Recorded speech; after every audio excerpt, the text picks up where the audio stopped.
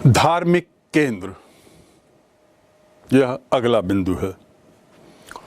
हमने राजकीय केंद्र देखे, उनके बारे में सुना, शाही केंद्र के बारे में सुना, मंदिरों के निर्माण के बारे में कुछ सुना, और अब हम चलते हैं धार्मिक केंद्र आखिर क्या थे। जैसा कि पहले बताया है कि विजयनगर काल में राजनीतिक, सामाजिक, आर्थिक जीवन में धर्म और विभिन्न धार्मिक वर्गों को बहुत ही महत्वपूर्ण स्थान दिया गया। स्थापत्य कला की हमने जितनी बातें की उसमें बारंबार ये स्पष्ट हो रहा है कि सभी को धर्म की पूर्ण स्वतंत्रता थी और मंदिर निर्माण, चाहे वो छोटे छोटे मंदिर हों, चाहे भव्य मंदिर हों, या भवनों के निर्माण या फील खाना, इसमें भी अन्य धर्म के स्थापत्य के नमूनों को समायोजित किया गया। ये बात स्पष्ट है कि धार्मिक केंद्र भी तत्कालीन समाज में बहुत महत्वपूर्ण स्थान रखे होंगे, और इसके साथ ही ये भी परिलक्षित होता है इन विदेशी यात्रियों के विवरणों से कि धर्म के कठोर पालन के सिद्धांत का बड़ी सख्ती से पालन किया जाता था। यानी धर्म को धर्म की दृष्टि से देखा जाता था और उसके पालन अनुपालन में कोई कोताही नहीं बरती जाती थी। यहाँ की ये शायद प्रमुख विशेषता थी कि धर्म को सख्ती से उसको लागू किया जाए, उसका पालन किया जाए अपने अपने धर्मों में। राजा जो थे वे अपने को स्वयं को ईश्वर का प्रतिनिधि मानते थे, और उसके साथ ही साथ जो मंदिर वगैरह जो बनाए गए, जो भव्य मंदिर या छोटे छोटे मंदिर बनाए गए, वे शायद मंदिर एक तरीके से भगवान तक पहुंचने का जरिया माना गया मंदिरों को।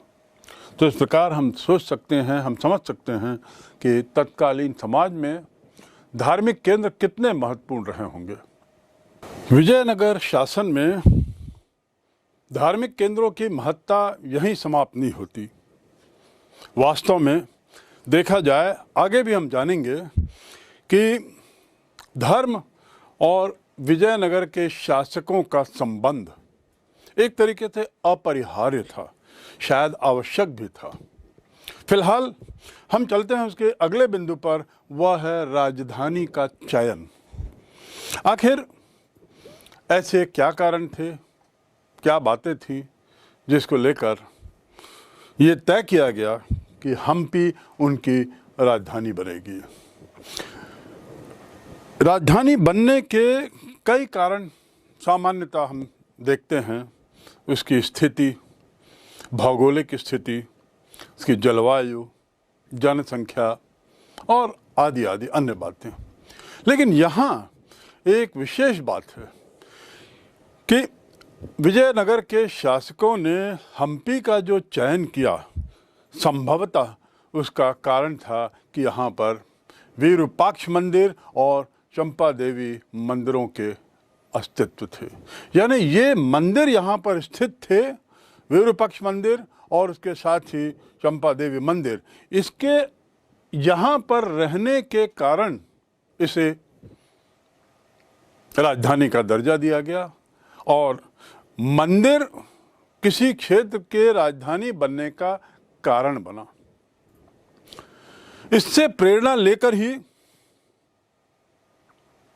हम्पी के शासकों ने, विजयनगर के शासकों ने उस क्षेत्र को अपने साम्राज्य का मुख्य शहर घोषित किया। आप समझ सकते हैं कि राजधानी के चयन में भी मंदिरों के अस्तित्व के कारण उसका आधार बनना ये बताता है कि विजयनगर शासकों के लिए धर्म कितना महत्वपूर्ण था। दक्षिण भारतीय राजशाही में ये वंश परंपरा की एक प्रमुख विशेषता थी कि देवता की सामूहिक भक्ति की जाती थी। मैं पुनः दोहरा दूं, दक्षिण भारतीय शासकों में या राजवंशों में, राजशाही वंशों में परंपरा थी कि जो पूजा करते थे, अर्चना करते थे, उसमें सामूहिक रूप से शामिल होते थे। दूसरे शब्दों में कि जो सामाजिक वर्ग थे, उन वर्गों के लिए, वर्गों के अनुसार वहाँ की पूजा होती थी, वहाँ पे पूजा की जाती थी, करवाई जाती थी। तो राजधानी के चयन का आधार पुनः एक बार मालूम हो, 2 प्रसिद्ध मंदिरों की उपस्थिति।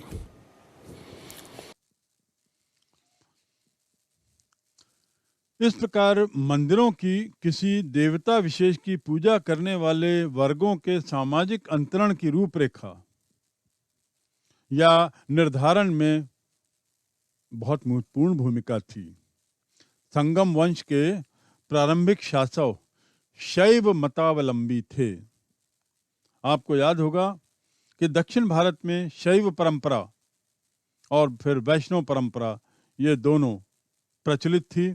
तो आपको मालूम होना चाहिए कि ये लोग जो थे, विजयनगर के शासक, संगम शासक, मूल रूप से शैव मतावलंबी थे और उन्होंने विजयनगर के विरूपाक्ष मंदिर का निर्माण कराया। विजयनगर में जो बहुत प्रसिद्ध है विरूपाक्ष मंदिर, उसका पुनर्निर्माण कराया। सुलु वंश मुख्य रूप से वैष्णव मतावलंबी थे, यानी विजयनगर में ही अलग अलग वंश, अलग अलग समुदाय के थे। सुलु वंश वैष्णव मत के थे और इन्होंने अपने शासन काल में शैव और वैष्णव दोनों मंदिरों को संरक्षण प्रदान किया। मतलब ये लोग एक तरीके से सभी धर्मों के प्रति समान थे। तुलु वंश शासक कृष्णदेव राय ने वैष्णव मंदिर बनाया, कृष्णा स्वामी मंदिर का निर्माण कराया और साथ ही ऐसे अनेक उदाहरण हैं जहां उसने शिव मंदिरों को भी अनुदान दिया। इसी प्रकार जो चौथा वंश है, अंतिम वंश अरविदु राजाओं का, इन्होंने भी वैष्णव मंदिरों को अनेकों उपहार दिए।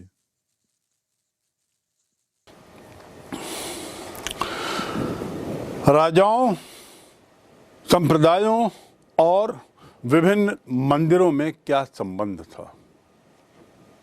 राजाओं, विभिन्न संप्रदायों और मंदिरों के बीच के संबंध पर अब थोड़ा हम जानें। सर्वप्रथम विजयनगर शासकों ने जो उनका दूरस्थ स्थल था, फारदेस्ट पॉइंट, दक्षिण भारत का यानी तमिल क्षेत्र, ये तमिल क्षेत्र पर उनका कब्जा था, उनका प्रभाव था, उनका वर्चस्व था। लेकिन इन भूभागों में अपने प्रभावशाली नियंत्रण को बनाने या अपने नियंत्रण को प्रभावशाली बनाने के लिए उन्होंने धर्म का सहारा लिया। यानी तमिल क्षेत्र के जो वैष्णव लोग थे, जो वहाँ सबसे बड़ा समुदाय था, इन वैष्णव संतों और वैष्णव मुखियाओं, वैष्णव धर्म के मुख्य अनुयायियों का इन्होंने सहयोग प्राप्त किया। आपको याद होगा कि दक्षिण भारत में 2 परंपराएं उस समय चल रही थीं। एक थी वैष्णव परंपरा और दूसरी थी शैव परंपरा, जो शिव के उपासक थे। और जो शिव के उपासक थे उसके संत नायनार कहलाते थे और वैष्णव उपासकों के संत अलवर कहलाते थे। तो इन्होंने जो ज़्यादा बड़ा समुदाय था, वैष्णव समुदाय, विष्णु के जो अनुयायी थे, उनका सहयोग प्राप्त करने के लिए काफ़ी प्रयास किया। और उसका कारण क्या था? ताकि उनका प्रभाव, ये राजशाहियों का प्रभाव, ये विजयनगर के शासकों का प्रभाव, वो दूरस्थ जो तमिल क्षेत्र है वहाँ पर उसका बना रहे। दूसरा, ऐसा करके धार्मिक सहयोग प्राप्त करके ये जो शासक थे एक तरीके से अपने शासन की शक्ति को वैधता भी प्रदान करते थे, यानी तार्किक दृष्टि देते थे। और वैधता प्रदान करने के लिए ये लोग धार्मिक संगठनों के साथ भी जुड़ गए। ये धार्मिक संगठन कई तरह के थे, जैसा मैंने अभी बताया। धार्मिक संगठनों का अर्थ है विभिन्न धार्मिक संप्रदाय। उनका सहयोग सतत रूप से इन्होंने सजगता से प्राप्त किया और उसके लिए सतत प्रयासरत रहे। और कारण क्या? दक्षिण में अपने प्रभुत्व को प्रभावशाली बनाए रखना, अपने प्रभाव को एक मजबूती देना। इसके साथ ही राजा संप्रदाय व मंदिरों के बीच में 4 प्रमुख बिंदु थे। राजा, संप्रदाय और मंदिर, ये जो 3 पक्षों की जो बात हो रही है, इसके बारे में 4 मुख्य बातें थी। सर्वप्रथम पहली बात जो थी, राजा, संप्रदाय और इनके बीच, मंदिरों के बीच के संबंध को लेकर पहली बात हमें ख्याल रखनी है कि जो मंदिर थे वे राजस्व के स्वामित्व का एक प्रमुख आधार हुआ करते थे। और इसलिए क्योंकि राजस्व के स्वामित्व का प्रमुख आधार थे, इसका अर्थ ये हुआ कि राजस्व बहुत सा हिस्सा उनके पास जाता था। यानी आर्थिक रूप से ये मंदिर बहुत संपन्न थे और इनकी यही संपन्नता शायद उनके और राजाओं के बीच में अच्छे संबंधों का कारण बनी। तो पहला कारण राजस्व का मुख्य स्रोत होना मंदिरों का। दूसरा कारण, जो संप्रदायी मुखिया थे, विभिन्न संप्रदायों के जो मुखिया हुआ करते थे, ये मुखिया एक तरीके से मंदिर और राजाओं के बीच एक लिंक का काम करते थे, मध्यस्थ का काम करते थे। तो ये दूसरा महत्वपूर्ण बिंदु है ये तीनों के बीच के संबंधों को समझने का, कि जहाँ तक मंदिरों की बात है राजस्व के लिए महत्वपूर्ण थे, संप्रदाय की बात है तो संप्रदायों के समर्थन के लिए ये राजा लोग, तत्कालीन शासक, संप्रदाय के मुखियाओं को मध्यस्थ के रूप में देखते थे। किनके बीच के मध्यस्थ? राजाओं और मंदिरों के बीच की मध्यस्थता के लिए। तीसरा, जहाँ तक मंदिरों की बात है, मंदिरों की देखरेख, रख रखाव, उसका मेंटेनेंस करने के लिए सांप्रदायिक वर्ग थे। तो इस प्रकार हर मंदिर किसी न किसी वर्ग से, किसी न किसी संप्रदाय से जुड़ा हुआ था, किसी न किसी धार्मिक गुट से जुड़ा हुआ था, और जिनके ऊपर यह अहम जिम्मेदारी थी कि वे अपने उस मंदिर को, उसको देखभाल करें, उसका रख रखाव करें और साथ ही उसके वार्धक्य में मदद करें। लेकिन यदि मंदिरों को लेकर कुछ विवाद होता था तो उसमें इन संप्रदायों का कोई रोल नहीं होता था। मंदिर के से जुड़े हुए किसी भी तरह के विवाद में, चाहे वो राजस्व का हो, चाहे दान का हो, चाहे कई तरह के विवाद हो सकते हैं, इन विवादों के मामले में संप्रदायों का कोई विशेष हस्तक्षेप नहीं था। विवादों के लिए मामले राजा के पास ही जाते थे और विवादों को सुलझाने का जो जिम्मा था वो राजाओं का एक तरीके से होता था। यानी राजा मंदिरों के मामले में दखल भी दे सकते थे और विवाद तो एक सतत प्रक्रिया है, किसी न किसी बात को लेकर विवाद होते थे तो राजाओं का दखल एक तरीके से नियमित रूप से मंदिरों के मामले में बना होता था। लेकिन अब चौथा बिंदु जो आपको समझना है वो ये है कि ये जो विवाद थे, जो विवाद होते थे मंदिरों को लेकर, इन विवादों को राजा तो सुलझाते थे। राजाओं का ये एक तरीके से जिम्मा था कि इन विवादों को सुलझाया जाए, लेकिन यह जिम्मा वे वैधानिक दृष्टि से नहीं सुलझाते थे। दूसरे शब्दों में, इसके लिए कोई ऐसी प्रक्रिया नहीं थी, कानूनी प्रक्रिया, या राजाओं का ये कोई ऐसा संवैधानिक दायित्व नहीं था कि वे इस मामलों को सुलझाएं। ये तो इसलिए सुलझाते थे, इसलिए मंदिर के मामले में दखल देते थे ताकि प्रशासनिक व्यवस्था बनी रहे। तो इस प्रकार हम ये समझ सकते हैं कि प्रशासनिक व्यवस्था को बनाए रखने के लिए राजाओं के लिए ये अपरिहार्य बना दिया गया था कि वे मंदिरों के विवादों में दखल दें और उसे सुलझाएं। यद्यपि उनकी यह स्थिति मंदिर विवाद में वैधानिक स्थिति नहीं थी, कानूनी स्तर पर नहीं थी, ये तो केवल प्रशासनिक व्यवस्था को बनाए रखने के लिए। ये प्रशासनिक व्यवस्था से अर्थ है कि यदि मंदिरों का विवाद नहीं सुलझता है, किसी भी तरह का विवाद, यहाँ पर हम मंदिरों की बात कर रहे हैं, तो उसका असर संप्रदाय पे पड़ता है, वहाँ के क्षेत्र की शांति पर पड़ता है, उस क्षेत्र के लॉ एंड ऑर्डर की स्थिति पे पड़ता है, कानूनी व्यवस्था पे पड़ता है। और ये सब बातें तो अंततः प्रशासन की हैं, और प्रशासन का मुखिया तो निश्चित रूप से राजा ही है। इस प्रकार हम ये देखते हैं, इन चार बिंदुओं से हम समझ सकते हैं कि कैसे राजा, समुदाय, संप्रदाय और मंदिर एक दूसरे के पूरक थे और एक दूसरे के पोषक भी हम कह सकते हैं।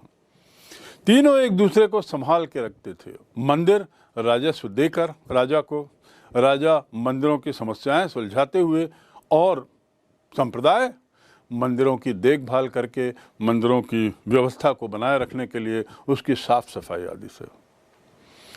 1350 से लेकर 1650 यानी 300 वर्ष, इन 300 वर्षों में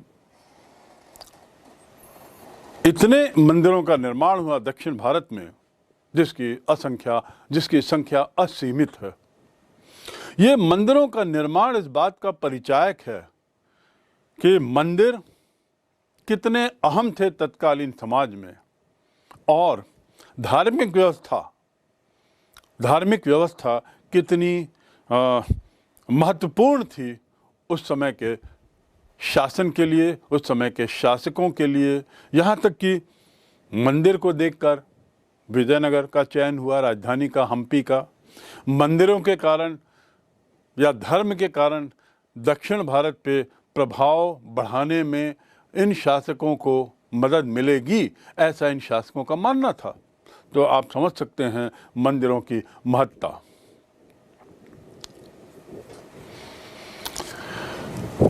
मंदिरों की गतिविधियां क्या थी? धार्मिक केंद्र तो थे, राजाओं के साथ इनका संबंध था, साथ ही ये स्वयं राजस्व के एक बहुत बड़ा एक स्रोत थे। संप्रदाय की इसमें बहुत बड़ी भूमिका थी मंदिरों को चलाने में। सो आखिर मंदिर कैसे चलाए जाते थे, वहाँ क्या क्या होता था, क्या क्या उनकी गतिविधियाँ थीं, इस बातों पर यदि हम विचार करें तो आपको ये जानना होगा कि इस तरह के मंदिर जो किसी समाज के धुरी की तरह कार्य कर रहे हों, जैसा कि विजयनगर साम्राज्य की हम बात करें तो लगता है, ऐसे मंदिर बहुत विविध कार्यों के केंद्र बने होंगे। इसमें कोई दो मत नहीं कि मंदिर में विभिन्न तरह की गतिविधियों की विविधता रही होगी, और विशेष रूप से ये मंदिर शिक्षा के केंद्र रहे होंगे, क्योंकि तत्कालीन समाज में जो विदेश से यात्री आए, शिक्षा के नाम से कुछ अलग संस्थाएं हों इसका कोई विशेष विवरण नहीं मिलता है। लेकिन मंदिरों की महत्ता को देखते हुए ये आभास जरूर होता है उनके विवरणों से कि मंदिर केवल विविधता या विविध गतिविधियों के ही केंद्र नहीं रहे होंगे, बल्कि उसमें शिक्षा का स्थान अहम रहा होगा। चाहे वह धार्मिक गतिविधियां हों, चाहे सामाजिक गतिविधियां हों, राजनैतिक गतिविधियां उसके बाद शिक्षा संबंधी गतिविधियां, अन्य आर्थिक गतिविधियां, ये सब वहाँ पे चलती थीं। और इस प्रकार जो मंदिरों में जो हलचल सतत रूप से बनी रहती थी, वो वास्तव में समाज का केंद्र बन चुके थे। जो मंदिर का जो विशाल भू स्वामित्व और बैंकिंग व्यवस्था, आखिर हमने जैसे देखा पूर्व में भी कि मंदिर विशाल ही नहीं थे, बल्कि मंदिरों को जो निर्मित किया गया वह विशाल भूमि में किया जाता था।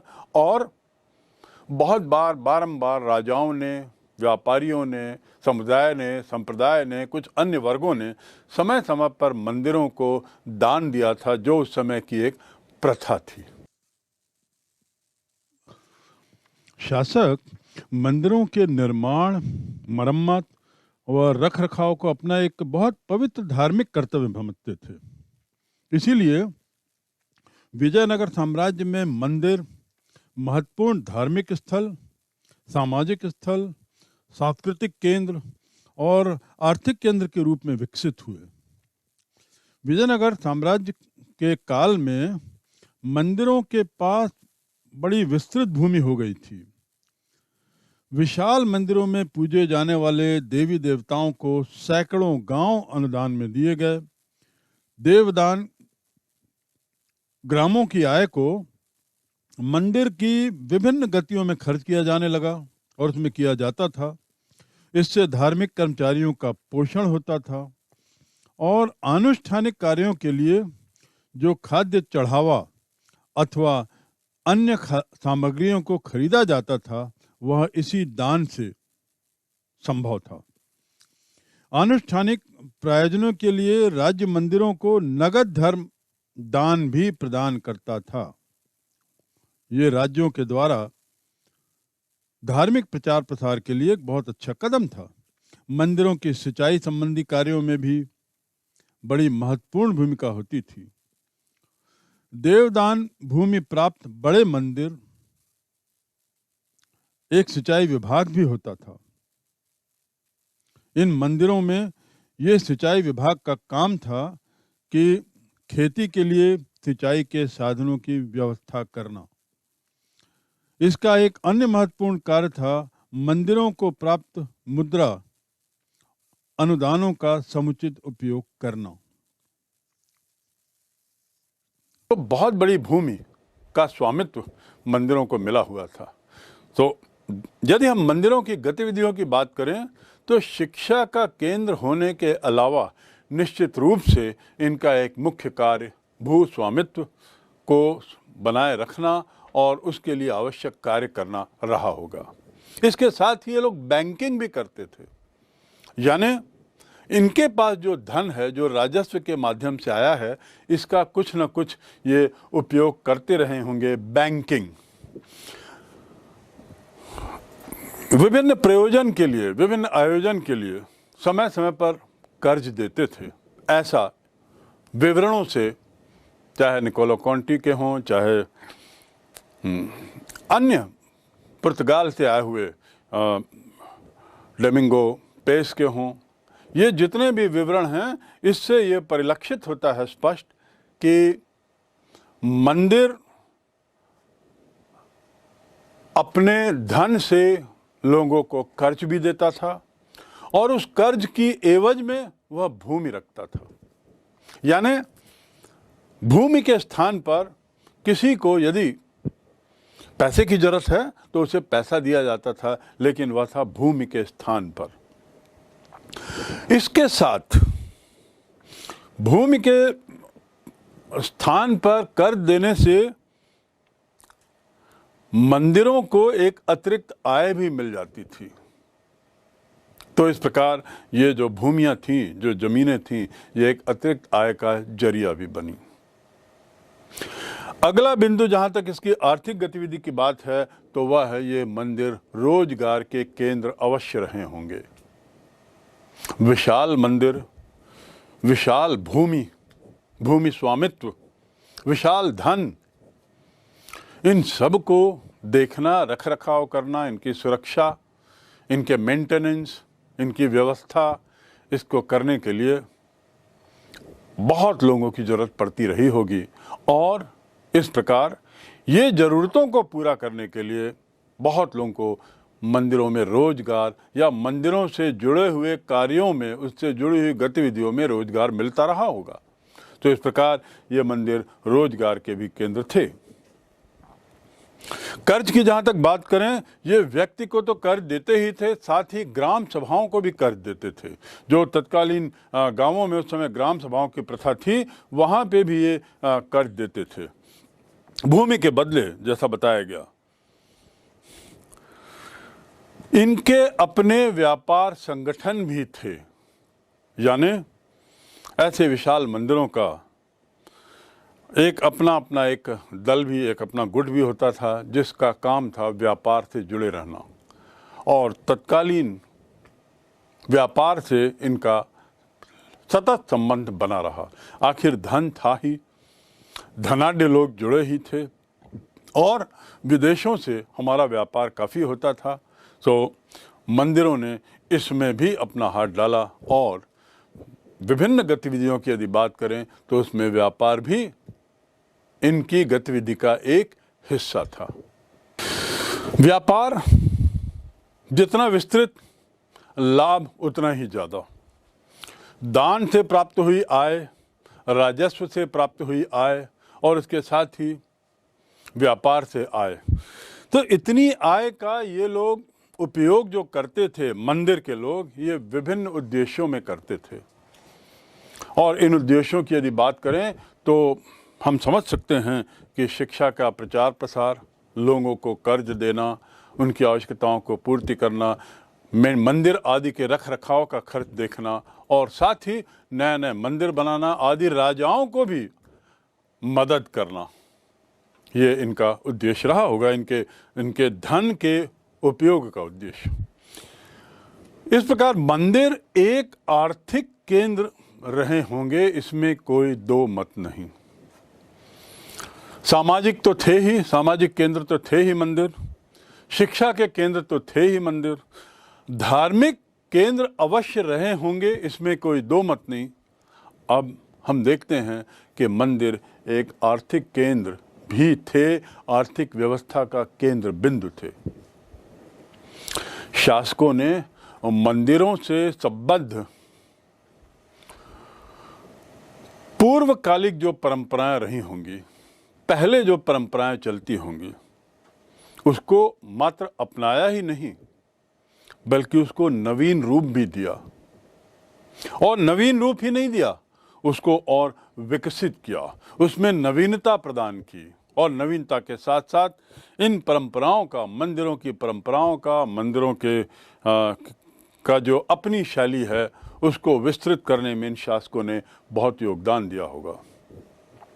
राजकीय प्रतिकृति मूर्तियां, जो राजाओं की मूर्तियां होती थीं, इन मूर्तियों को समय समय पर इन मंदिरों में लाया जाता था दर्शन के लिए। तो इन मूर्तियों को मंदिर में दर्शन के लिए लाने के पीछे उद्देश्य क्या होता था? शायद मुख्य उद्देश्य रहा होगा अपनी सत्ता, अपनी ताकत का प्रदर्शन, और साथ ही जनता से श्रद्धा अर्जित करना। लेकिन मुख्य रूप से ये जो राजशाही परंपराओं में बने हुए जो मूर्तियां थीं, इन मूर्तियों को मंदिर लाने का उद्देश्य निश्चित रूप से रहा होगा अपनी शक्ति का प्रदर्शन करना, और साथ ही अपनी सत्ता का द्योतक बनाना।